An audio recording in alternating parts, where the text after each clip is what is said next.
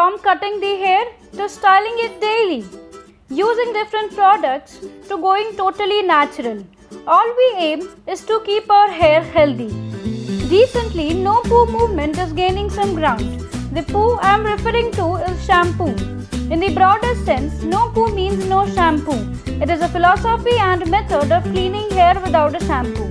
Shampoo removes dust, sweat, dead skin cells and other stuff from hair and scalp.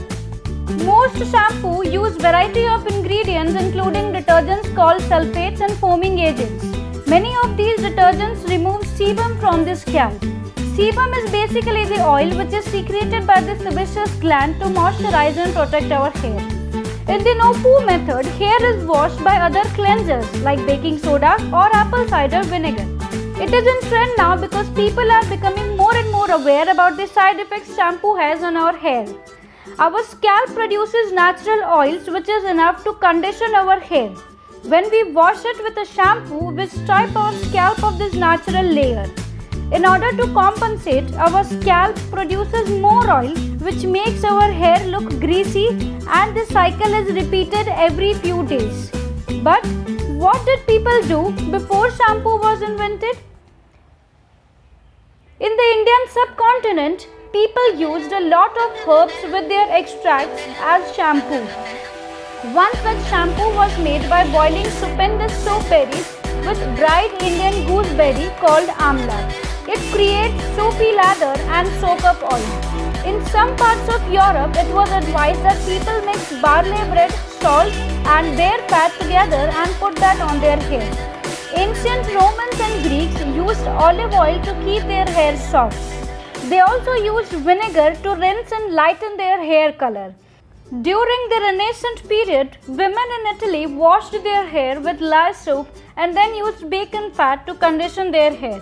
And around 18th century, people started wearing wig, and not just any wig but enormous powdered wig. Finally, around 1930, the shampoo revolution began, claiming to create a personalized shampoo that would result in beautiful hair. So, why now people are avoiding shampoo? And what would happen if we avoid shampooing altogether? For people having straighter hair pattern, the sebum tend to progress down the hair shaft faster, so their hair is going to feel oilier and dirtier sooner.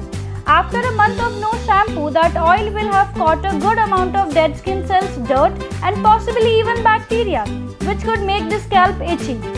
And after 6 months or a year, the hair follicles will clog and prevent new hair from growing and lead to hair thinning or even hair loss. Now if not this, then what? Over time, many people have started depending on alternate options to shampoo for cleaning their hair. There are many alternatives to get clean hair. People tend to use baking soda and cold water. Dried gooseberries are another good option that can be used. Some people also use apple cider vinegar as it does not harm the natural oils of the scalp. But how often should you be rinsing? So, to not wash at all, to use no water, no shampoo, I think the cutoff for how long you can go depends on the styling pattern. Many people can do that for a couple of days. Some people can do it longer. If you can tie your hair in a braid or something, then you can go for 2 to 4 weeks. So, if you would like to wash your hair less frequently, try to go maybe I'd say about a week to see how you do. You should still wash and rinse, but you don't have to repeat every single day. Just try it out and see how you do.